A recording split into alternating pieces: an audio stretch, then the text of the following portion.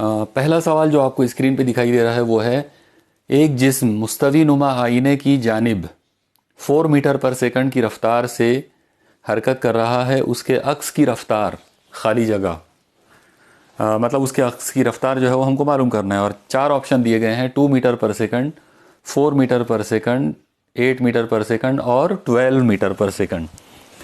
तो देखिए बहुत ही सिंपल सा क्वेश्चन है और बहुत ही इम्पॉर्टेंट भी है। आप देखिए, मान लो यहाँ पर हम लोगों ने एक प्लेन मिरर लिया हुआ है, यानी मुस्तवी नुमा एक आईना लिया हुआ है और इस जगह पर एक ऑब्जेक्ट है। ओके, ये ऑब्जेक्ट अगर इस तरफ हरकत करता है, सपोज करो v रफ्तार से, तो इसकी जो अक्स बनेगी वो यहाँ बनेगी इस जगह पर। ये जो है ये इसका इमेज होगा। याद रखो, इमेज जो है वो हमेशा वर्चुअल होती है और इसकी ख़ास बात ये होगी कि अगर ये v रफ्तार से इधर जाएगा तो ये इमेज जो है वो इस तरफ आएगा 2v रफ्तार से, मतलब उससे डबल। इसका सीधा मतलब ये हुआ कि अगर ऑब्जेक्ट जो है उसकी रफ्तार अगर 4 मीटर पर सेकंड है इस तरफ जाने की, तो इमेज की जो रफ्तार होगी वो 4 से डबल होगी, मतलब 8 मीटर पर सेकंड की रफ्तार से इधर आएगा। Okay, clear? तो ये इस तरह से हम इसको सॉल्व कर सकते हैं। क्लियर? दूसरा सवाल जो आपके स्क्रीन पर अब नज़र आ रहा है वो है, मुस्तवी नुमा आईने की कम से कम बुलंदी क्या होगी जिसमें 6 फीट बुलंदी के एक शख्स का अक्स मुकम्मल तौर पर बनता हो। ओके, और 4 ऑप्शंस यहाँ दिए गए हैं, 6 फीट, 3 फीट, 12 फीट और 1.5 फीट। इंग्लिश में ये सवाल इस तरह से होगा, what should be the minimum height of a plane mirror so that a 6 feet tall man can see his full view image standing in front of the mirror. Okay, अब आप देखो ये सवाल जो है ये भी बहुत ही सिंपल और इम्पॉर्टेंट सवाल है। आप इसके अंदर ऐसे इमेजिन करो कि यहाँ पर इस जगह पर एक ऑब्जेक्ट है। ओके, इस ऑब्जेक्ट की जो हाइट है वो h है, तो इसके सामने मतलब इसी सतह के ऊपर यहाँ पर आईना कितना बड़ा लेना पड़ेगा ताकि इसकी जो इमेज है वो पूरी की पूरी उसके अंदर तैयार हो जाए, पूरी की पूरी हासिल हो जाए। तो ये कॉमन सेंस ये कहता है कि इससे इक्वल हाइट का अगर हमने आईना लिए तो इसकी इमेज जो है वो पूरी बनेगी। तो बिल्कुल सही बात है। अगर हम सेम हाइट का अगर मिरर लेते हैं, आईना अगर लेते हैं, तो वो जो ऑब्जेक्ट है वो पूरा का पूरा उसमें नज़र आएगा। लेकिन ये तो बराबरी वाली बात हो गई, मिनिमम की बात नहीं हुई, कम से कम की बात नहीं हुई। तो कम से कम कितनी बुलंदी लेना पड़ेगा आईने की जिसके अंदर वो पूरा का पूरा अक्स नज़र आ जाए उसको, तो वो मिनिमम जो बुलंदी है वो रहेगी इससे आधी। ओके, इससे आधी का मतलब होगा h/2। तो मिनिमम जो बुलंदी होना चाहिए आईने की वो h/2 बुलंदी हो जिसके अंदर ऑब्जेक्ट जो है वो पूरा का पूरा उसमें नज़र आ सकता है। इस लिहाज से अब आप देखिए कि जो शख्स आपको दिया गया है वो 6 फीट का है, तो 6 फीट बुलंदी यानी 6 फीट हाइट वाला शख्स जो है वो आईने में अगर देखता है अपने आप को मुकम्मल तौर पर, तो उसकी जो आईने की जो बुलंदी है, आईने की जो कम से कम मिनिमम जो हाइट उसकी रिक्वायरमेंट होगी वो होगी 6 से आधी, मतलब 3 फीट। तो इस तरह से ये वाला जो ऑप्शन है 3 फीट वो इसमें करेक्ट आंसर होगा। ओके, आज का तीसरा सवाल जो आपकी स्क्रीन पर अब नज़र आ रहा है वो है, एक बर्तन 2 मीटर गहरा है, उसमें पानी भरा गया, अगर उस बर्तन के ऊपर से देखें तो उसकी ज़ाहिरी गहराई क्या होगी। 4 ऑप्शंस दिए गए हैं, 2 मीटर, 3 मीटर, 3/2 मीटर और 4/3 मीटर। इंग्लिश में ये सवाल कुछ इस तरह से होगा, a vessel is 2 metre deep, how deep will it appear if it is filled with water and viewed from above. Okay, देखिए इस सवाल को पहले आप समझ लीजिए, बहुत ही सिंपल और इम्पॉर्टेंट सवाल है। आपको एक बर्तन दिया गया है, सपोज करो कि हम यहाँ पर एक बर्तन इस तरह से ले लेते हैं। ओके, इसके अंदर यहाँ पर पानी भरा हुआ है, तो यानी हम ये इमेजिन करेंगे कि ये पानी मुकम्मल तौर पर ऐसे पानी भरा हुआ है इसके अंदर पूरा का पूरा, तो ये जो है ये पानी से भरा हुआ है। इसकी ये जो गहराई दी हुई है तो ये है 2 मीटर। ठीक है, अब आप इसको ऊपर से जब देखेंगे तो आपको ऐसा लगेगा जैसे उसका ये जो तह है ये थोड़ा सा ऐसा ऊंचा उठा हुआ है। एक्चुअली जो रेज़ होती हैं, मतलब लाइट की जो रेज़ होती हैं, तो वो रिफ्रैक्ट होकर ऊपर आएगी और इसलिए ये जो तलवा जो है इसका, यानी ये जो बेस है, ये बेस आपको यहाँ नज़र आएगा इस जगह पर।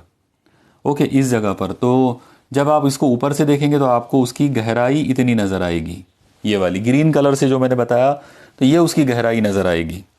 ओके, अब सवाल यह है कि इसको हम क्या नाम से पुकारेंगे। तो बहुत आसान है, आप देखिए ये जो 2 मीटर जो है तो ये उसकी हकीकत में उसकी गहराई है, इसलिए हम लोग इसको बोलेंगे रियल डेप्थ, यानी हकीकी गहराई।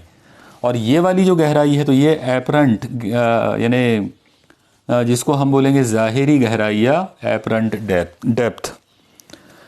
अब सवाल ये आएगा कि इसको हम सॉल्व कैसे करेंगे। तो इसके लिए जो रिलेशन आपको यूज़ करना पड़ेगा, वो रिलेशन मैंने इससे पहले आपको लेक्चर के दौरान बताया था, आज फिर उसको रिपीट कर देता हूँ। देखिए इसका जो फॉर्मूला रहेगा वो है D is equal to D dash into N air upon N medium. एकदम सिंपल सा ये कंसेप्ट या ये फॉर्मूले को आप याद कर लो। यहाँ पर D जो है इसका मतलब होता है एपरेंट डेप्थ, मतलब ज़ाहिरी गहराई, और D डैश जो है वो रियल डेप्थ है। N एयर का मतलब है हवा का रिफ्रैक्टिव इंडेक्स। ओके, हवा का इनेताफ़ी इशारिया या हवा का रिफ्रैक्टिव इंडेक्स। और NM का मतलब है मीडियम का, मतलब जो जिस मीडियम की आप बात कर रहे हो उस मीडियम का रिफ्रैक्टिव इंडेक्स। अब इस मुनासिबत से अगर आप देखें तो ये है एपरेंट डेप्थ, यहाँ पर आपको ज़ाहिरी गहराई ही मालूम करना है, तो ये D जो है, ये वाली चीज़ जो है वो ज़ाहिरी गहराई है। यानी इस फिगर में अगर हम नाम रखें तो ये जो चीज़ है रियल डेप्थ, एक्चुअली ये है D डैश। ओके, और ये एपरेंट डेप्थ जो है तो ये है D। ओके, तो चलो अब इसके अंदर तमाम कीमतें ला के रख देते हैं। तो D की जो कीमत है वो हमको मालूम करना है। तो D is equal to D dash, वो है 2 इंटू N एयर। अब आप याद रखो हवा का रिफ्रैक्टिव इंडेक्स खुद हवा के मुनासिबत से अगर लेंगे तो उसकी कीमत 1 आ जाएगी। ओके, एक्चुअली N एयर जो है वो एब्सोल्यूट रिफ्रैक्टिव इंडेक्स होता है, absolute refractive index of air, और वो 1 होगा। ओके, नीचे NM का मतलब है absolute refractive index of medium. अब यहाँ जो मीडियम है वो पानी है, मतलब पानी का रिफ्रैक्टिव इंडेक्स, और वो भी हवा की मुनासिबत से। तो ये आपको याद रखना पड़ेगा। अलग अलग मीडियम के रिफ्रैक्टिव इंडेक्स हो सकते हैं। देखिए अभी आपके स्क्रीन के ऊपर मैं आपको बता रहा हूँ एक चार्ट जो नज़र आ रहा है आपको। अब उस चार्ट के अंदर आप देखिए अलग अलग मीडियम के अलग अलग रिफ्रैक्टिव इंडेक्स दिए हुए हैं। तो इन सबको आपको याद करना पड़ेगा। इनमें से मिसाल के तौर पर मैंने यहाँ पर पानी लिया हूँ, पानी की जगह पर कांच भी ले सकते हैं, कांच की जगह पर हीरा भी ले सकते हैं, अल्कोहल ले सकते हैं, मिट्टी का तेल ले सकते हैं, ओके, ग्लिसरीन ले सकते हैं। तो कोई भी चीज़ ली जा सकती है जो कि ट्रांसपेरेंट हो। तो बहरहाल अभी पानी के एग्जाम्पल में अगर हम बात करेंगे तो पानी का जो रिफ्रैक्टिव इंडेक्स है हवा की मुनासिबत से, मतलब पानी का एब्सोल्यूट रिफ्रैक्टिव इंडेक्स जो है उसकी वैल्यू होती है 4/3, 1.33, या फ्रैक्शन में उसको लिखें तो फ्रैक्शन में 1.33, मतलब क्या बोलेंगे उसको हम, डेसिमल पॉइंट के रूप में अगर लिखना चाहेंगे तो 1.33, और फ्रैक्शन में लिखेंगे तो 4/3। ओके, अब ये 3 को आप ऊपर ला लो, ये हो जाएगा 2 इंटू ये 3 ऊपर आ जाएगा तो 3/4, यहाँ से ये 2 से ये कट जाता, इसका मतलब D इज इक्वल टू आ गया 3/2। तो करेक्ट आंसर जो हमको यहाँ नज़र आ रहा है वो है 3/2 मीटर। तो इस तरीके से हम एपरेंट डेप्थ वाले सवालात को सॉल्व कर सकते हैं। बस इसके अंदर मेन चीज़ एक ही है और वो है फॉर्मूला। ओके, मुझे उम्मीद है आपको ये सब समझ में आ रहा होगा। अगला प्रॉब्लम जो आपके स्क्रीन पर अब नज़र आ रहा है वो है मकरनुमा आईने के सामने एक जिस्म 10 सेंटीमीटर फासले पर रखा गया है। उस आईने का इन्हेना का निस्फ कुत्र 15 सेंटीमीटर है। तैयार होने वाले अक्स का मकाम और फितरत क्या होगी?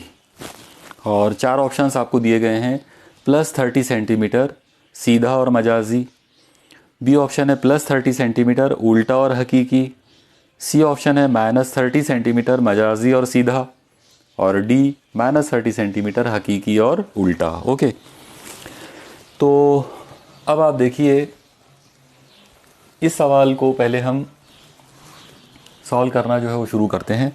तो किस तरह से हम करेंगे उसके लिए पहले एक छोटी सी एक फ़िगर हम बना लेते हैं। मैं ये फ़िगर यहाँ बना लेता हूँ इस जगह पर। ओके, मान लो कि ये प्रिंसिपल एक्सिस है। महवर ख़ास है। और अब आपको आईना कौन सा है? मकर नुमा आईना। मकर नुमा आईना देखने में ये ऐसा होता है, इस टाइप का, मतलब उसके अंदर यहाँ अंदर की तरफ ऐसा गड्ढा जैसा रहेगा, तो ये मकर नुमा आईना तैयार हो गया। अब इसके बारे में आपको दिया गया है कि इसका इन्हेना का निष्कुत्र 15 सेंटीमीटर है। तो चलो यहाँ पर इस जगह पर हम सेंटर ऑफ कर्वेचर ले लेंगे। ये वाला जो पॉइंट है तो ये P होगा, और ये वाला जो डिस्टेंस आपको दिया हुआ है ये है 15 सेंटीमीटर। ओके, और साथ ही साथ आपको एक और चीज़ दी गई है कि अगर, हाँ ओके, एक और चीज़ देखो आप, इन्हेना का निष्कुत्र अगर 15 सेंटीमीटर है तो इसका आधा फोकस होगा, क्योंकि फोकस हमेशा आधा होता है निष्कुत्र से। इसका मतलब ये हुआ कि यहाँ कहीं तो भी इस जगह पर फोकस होगा, और ये वाला जो फासला है, ये छोटा सा जो फासला है, ये 15 का आधा होगा, मतलब 15/2। ओके, 15/2 मतलब 7.5, तो ये 7.5 सेंटीमीटर होगा। अब आपको एक जिस्म लेना है, और वो कहाँ है, कितना है, 10 सेंटीमीटर के फासले पर।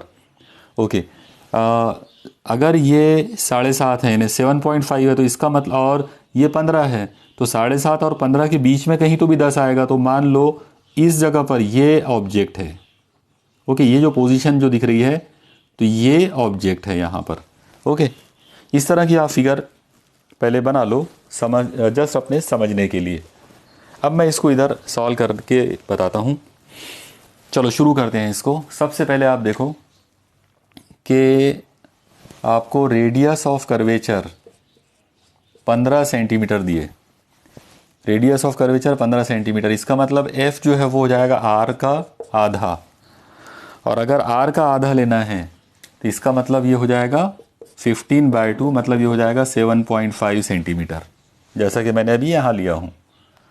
ठीक है, इसके बाद आप लोगों को जिस्म का जो फासला है वो 10 सेंटीमीटर दिया गया है। आप याद रखो, जिस्म का जो फासला होता है उसे u कहते हैं, तो u is equal to 10 centimetre. और आपको मालूम करना है तैयार होने वाले अक्स का मकाम। मकाम मतलब फासला, मतलब हमारा टारगेट होगा v मालूम करना। ठीक है, अब सबसे पहले तो आपको यहाँ पर सोचना पड़ेगा कि साइन कन्वेंशंस क्या हैं। आप याद रखो, साइन कन्वेंशंस के लिहाज से अगर बात करेंगे तो मकरनुमा आईना जो होता है, कॉनकेव मिरर जो होता है, तो उसका फोकल लेंथ कभी भी पॉजिटिव नहीं होता, वो हमेशा निगेटिव लेना पड़ता। इसका मतलब ये हुआ कि ये जो f है एक्चुअली ये माइनस है। ओके, f जो है वो हमेशा निगेटिव आएगा, क्योंकि कॉनकेव मिरर है, मकरनुमा आईना है। ओके, दूसरी चीज़ u जो है वो हम ये अंदाज में इधर फासला गिन रहे हैं, तो उल्टे हाथ की तरफ लेफ्ट हैंड साइड में अगर आप फासला गिनेंगे तो इसको भी निगेटिव लेना पड़ेगा, तो u जो है वो भी निगेटिव आ गया। Okay, by sine conventions. अब हम यूज़ करेंगे, यहाँ पर हमको लेना है मिरर फार्मूला। तो आप देखो, मिरर फार्मूला है 1/v + 1/u is equal to 1/f। Okay, इसमें से 1/u को उधर शिफ्ट कर लो, फार्मूला याद होना चाहिए। आप याद रखो, आईने का अगर सवाल है तो मिरर फार्मूला यूज़ करेंगे, 1/v + 1/u equal to 1/f। यही वाला सवाल अगर लेंस का होता, अदसे का होता, तो यहाँ माइनस आता था, लेंस फार्मूले में माइनस आएगा। ओके, अभी आप ये 1/u को उधर शिफ्ट कर लो, तो ये आएगा 1/v is equal to 1/f - 1/u। Okay, यहाँ तक पहले आप नोट डाउन कर लो। ठीक है, अब इसको और आगे बढ़ाते हैं। अब इसमें तमाम कीमतें रखना है अपने को लाकर, तो ये आ जाएगा 1/v is equal to 1/f। f की कीमत है -7.5 माइनस 1/u, और u की कीमत है -10। ओके, यह हो जाएगा 1/v इज इक्वल टू, आप एक काम कर सकते हैं, ये 7.5 जो है एक्चुअली ये क्या है, 15/2। ओके, तो हम इसको ले सकते हैं -1/15/2, और ये माइनस माइनस प्लस हो जाएगा तो 1/10, ये 2 ऊपर आ जाएगा, ये हो जाएगा -2/15 + 1/10, ये सब 1/v चल रहा है, इज इक्वल टू, अब इनको आप क्रॉस कर लो तो नीचे आ जाएगा 15 × 10, और ऊपर करेंगे तो ये 2 × 10 मतलब -20, और 15 इधर जाएगा तो +15, तो ये सब 1/v आया। ओके, इतना आप लोग नोट डाउन कर लो पहले। अब और आगे बढ़ाते इसको। हाँ, 1/v इज इक्वल टू, ये हो जाएगा माइनस, क्योंकि ऊपर माइनस है, -15 और -20 + 15 मतलब -5, तो -5/15 × 10, 5 से ये कट जाएगा, 5 × 15, इसका मतलब 1/v = -1/30, तो v = उल्टा करें तो -30 सेंटीमीटर। ओके, इसका मतलब ये हुआ कि अगर हम यहाँ पर मिरर फॉर्मूला यूज़ करेंगे तो v की वैल्यू आ रही है -30 सेंटीमीटर, और -30 हमारे यहाँ पर ऑप्शंस के अंदर अगर देखेंगे तो जैसा आप देख रहे हो इसके अंदर दो ऑप्शंस है C और D, तो -30 सेंटीमीटर तो करेक्ट आंसर आ गया। अब दोनों में से कौन सा? तो अब -30 सेंटीमीटर के हिसाब से अब हमको सोचना पड़ेगा कि वो वर्चुअल और इरेक्ट है या रियल और इन्वर्टेड है। मतलब इस चीज़ को देखने के लिए आपको जो आंसर हमको मिला उस आंसर पर सोचना पड़ेगा। हमारा आंसर मिला v = -30 सेंटीमीटर। ये जो माइनस साइन है, ये माइनस साइन बता रही है कि वो जो इमेज जो बनी तो वो उल्टी है। ओके, मतलब इमेज जो बनी वो इन्वर्टेड है। ओके, और दूसरी चीज़ v अगर माइनस में आया इसका मतलब वो लेफ्ट हैंड साइड में मिला मिरर के, अगर वो मिरर के सामने बना है इसका मतलब डेफिनेटली वो रियल है। ठीक है, अगर वो उसके बैक साइड में बना होता तो वो वर्चुअल होता। तो इस तरह से जो आंसर हमारा मिलेगा इन दोनों में से वो होगा, ये वाला आंसर करेक्ट है और ये रॉन्ग होगा। यानी -30 सेंटीमीटर जिसके अंदर इमेज जो तैयार हुई तो वो सॉरी, ये वाला आंसर गलत होगा और ये आंसर करेक्ट होगा। -30 सेंटीमीटर जो इमेज तैयार हुई है वो रियल है मगर इन्वर्टेड है, यानी हकीकी है और उल्टी है। ओके, तो रियल एंड इन्वर्टेड ये हमारा करेक्ट आंसर आएगा। तो option D is correct. Okay okay, अब जो प्रॉब्लम आपको स्क्रीन पे नज़र आ रहा है वो कुछ इस तरह से है। दर्ज झैल खाके के मुताबिक 2 सेंटीमीटर लंबाई की एक पिन को मुहद्दिब अदसे से 18 सेंटीमीटर और 20 सेंटीमीटर के दरमियान रखा गया है। अदसे का तूल मास का 10 सेंटीमीटर है। अक्स के ज़रिए तैयार होने वाली तकबीर मालूम कीजिए। और ये डायग्राम यहाँ पे दी गई है। ओके, इंग्लिश में सवाल कुछ इस तरह से है। A pin A B of length 2 centimetre is kept on the axis of a convex lens between 18 centimeter and 20 centimeter as shown in figure. Focal length of convex lens is 10 centimeter. Find the magnification produced for the image of the pin. और जो चार options आपको दिए गए हैं वो है ए है 0.83, बी है 1.00, सी है 1.25 और डी है 6.78। चलिए इस सवाल को हम पहले समझ लेते हैं कि इस सवाल का रियल में मीनिंग क्या है और इसको हम कैसे सॉल्व कर सकते हैं। ठीक है, आप देखो सबसे पहले जो आपको लेंस दिया हुआ है तो वो कॉन्वेक्स लेंस है, मुहद्दिब अदसा, और उसकी जो फोकल लेंथ है वो आपको 10 सेंटीमीटर दी गई है, मतलब ये 10 सेंटीमीटर है। तो इससे डबल 20 होगा, मतलब ये जो 20 जो है 2f। ओके, यहाँ पे 2f हो जाएगा, ये c। तो इस जगह पर पॉइंट ए दिया हुआ है।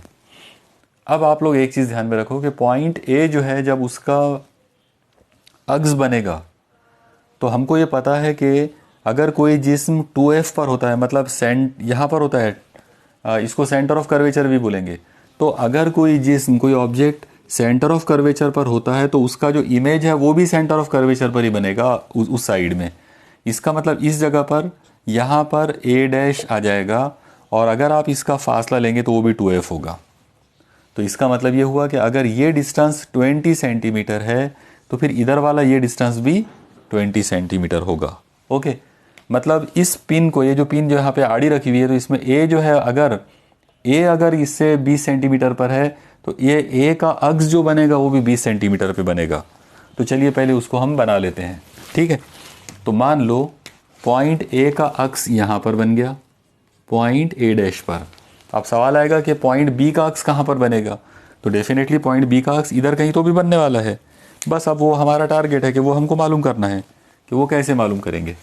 ठीक है, तो देखो शुरू करते हैं इसको। सबसे पहले आप देखो कि इस लेंस का फोकस मान लो यहाँ है, ओके। और जाहिर सी बात है कि अगर ये फोकस है तो इन दोनों के बीच का ये जो फासला होगा ये आपको 18 दिया हुआ है और ये 10 सेंटीमीटर, मतलब ये होगा 8, ओके, 8 सेंटीमीटर।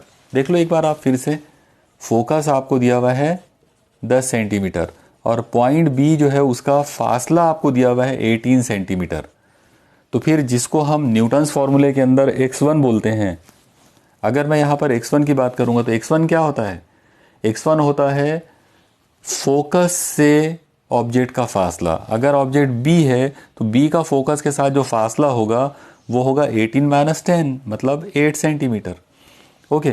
तो अब उस साइड में उधर जो b डैश आएगा, मान लो कि b डैश यहाँ पर बनता है, ओके, और यहाँ पर f है, तो फिर ये वाला फासला हमको निकालना है। ये फासले को हम नाम दे देंगे x2 का, अगर ये x1 है तो, ठीक है। तो फॉर्मूला क्या आएगा हमारा? x1 × x2 is equal to F square. x1 की कीमत 8 है, x2 हमको मालूम करना है और f हमको 10 दिया हुआ है, तो 10 का स्क्वायर, इसका मतलब x2 इज इक्वल टू आ जाएगा 100/8, ओके। 4 से कट जाता, 4 से अगर कट करेंगे तो 4 दूनी 8 और ये कितना हो जाएगा? 4 दूनी 8 और 2 बचे, 4 5 20, 2 1 2 और 2 12.5, ओके। इसका मतलब x2 की कीमत मिली 12.5। और अब आप यहाँ पर अंदाज़ा लगा लो कि अगर ये फासला, अगर ये इतना फासला 12.5 है तो ये फोकस का जो फासला है ये 10 है। इसका मतलब पॉइंट बी का जो फासला हो जाएगा, टोटल फासला उसका, वो हो जाएगा 22.5, ओके, 22.5। और इस मुनासिबत से अगर हम बात करेंगे तो पॉइंट बी डैश यहाँ नहीं आएगा बल्कि इधर आना चाहिए, उस तरफ जाएगा वो, ओके। उसका जो अक्स बनेगा तो वो इधर नहीं बनेगा बल्कि उधर बनेगा, क्योंकि ये जो है, ये वाला फासला जो है ये 20 सेंटीमीटर है। तो ये फिगर में बी डैश मैंने समझाने के लिए इधर ले लिया था, एक्चुअली बी डैश इस तरफ बनेगा, ओके। अब आप देखो कि अब हम यहाँ पे देख सकते हैं कि इमेज जो बनी तो वो कैसी बनी या कितनी बड़ी बनी। यहाँ पर जो इमेज बनेगी तो इमेज जो है वो है a डैश b डैश, इसमें a डैश 20 सेंटीमीटर पर है और b डैश का फासला हमको मिला 22.5, तो इसका मतलब ये आ जाएगा 22.5 - 20, मतलब 2.5। तो इमेज जो है उसकी, यानी पिन की जो इमेज बनी है वो 2.5 बनी है, ओके। अब आपको लेना है मैग्नीफिकेशन। तो मैग्नीफिकेशन के अंदर इमेज का साइज़ डिवाइडेड बाय ऑब्जेक्ट का साइज़, इमेज का साइज़ है 2.5 और ऑब्जेक्ट का साइज़ है 2, दोनों को अगर डिवाइड करेंगे तो 1.25। इसका मतलब मैग्नीफिकेशन कितना आया? 1.25। तो ये वाला ऑप्शन जो है ये करेक्ट होगा। इस तरीके से हम बाय यूजिंग न्यूटन्स फार्मूला इस तरह के प्रॉब्लम्स जो है उनको सॉल्व कर सकते हैं, ओके। मुझे उम्मीद है आपको ये सब समझ में आ गया होगा, ओके। जो सवाल अभी आपके स्क्रीन पे नज़र आ रहा है वो है, अगर मकर आईने के नुक्ते मास्का से जिस्म का फासला p है और अक्स का फासला q है तो दर्जे झैल में से सही ताल्लुक़ क्या होगा? ये सवाल इंग्लिश में कुछ इस तरह से हो सकता है, if p and q are distances of object and image from principal focus of a concave mirror, then what is the relation between p, q and focal length f? और जो 4 ऑप्शंस आपको दिए गए हैं वो है, पहला है p × q is equal to √f, दूसरा है p × q is equal to f, तीसरा p × q is equal to f square, चौथा है p × q is equal to 1/f, okay. अब आप देखो ये सवाल में सबसे पहले तो आपको ये ध्यान में रखना पड़ेगा कि ये सवाल को हल करने के लिए हमको न्यूटन्स फार्मूला यूज़ करना है, ओके। अब न्यूटन्स फार्मूला क्या है तो इसको आप एक बार समझ लो। न्यूटन्स फार्मूला बहुत ही सिंपल है और इसकी सबसे ज़्यादा आसानी की बात, सहूलत वाली बात ये होती है कि इसमें साइन कन्वेंशंस को भी ध्यान में रखने की ज़रूरत नहीं होती। दूसरी चीज़, न्यूटन्स फार्मूला जो है वो आईने के लिए भी अप्लीकेबल है और लेंस के लिए भी, यानी अदसों के लिए भी, मिरर और लेंस दोनों के लिए आप इसको यूज़ कर सकते हो। अब ये इसका मीनिंग क्या है तो पहले इसको एक बार समझ लो मैं आपको यहाँ पर एक लेंस को लेकर समझाने की कोशिश करता हूँ। देखो मान लो कि ये हमने कॉन्वेक्स लेंस लिए, इस जगह पर सपोज करते हैं यहाँ कहीं तो भी इसका फोकस है और इस जगह पर आपने एक ऑब्जेक्ट लिए। ओके, तो इन दोनों के बीच का जो डिस्टेंस है उसको ले लेते हैं x1। अब इसका एक f यहाँ भी होगा और सपोज करो कि इसका जो इमेज तैयार हुआ यहाँ तैयार हुआ इस जगह पर, सपोज करो ये इमेज तैयार हुआ, तो इन दोनों के बीच का जो डिस्टेंस है सपोज करो वो x2 है। तो न्यूटन्स फॉर्मूले का कहना है कि x1 into x2 is equal to F square. इस चीज़ को आप याद कर लो, लेंस के लिए भी और मिरर के लिए भी। यानी ऑब्जेक्ट और फोकस के बीच का डिस्टेंस x1, इमेज और फोकस के बीच का डिस्टेंस x2, और दोनों का जो हासिल ज़रब है, दोनों का जो प्रोडक्ट है वो हमेशा काय के बराबर होगा, एफ के स्क्वायर के। अब ये सवाल के अंदर आपको यहाँ पर इसकी जगह पर, मतलब ये जो मैंने मुहद्दिब अदसा जो लिया हूँ यानी कॉन्वेक्स लेंस लिया हूँ, इसकी जगह पर आपको कॉनकेव मिरर दिया हुआ है, तो उससे कोई फ़र्क नहीं पड़ता। कॉनकेव मिरर अगर आप लेंगे तो ये दोनों चीज़ें एक ही तरफ लेना पड़ेगा आपको। ओके, लेकिन रहेगा मामला ऐसे ही।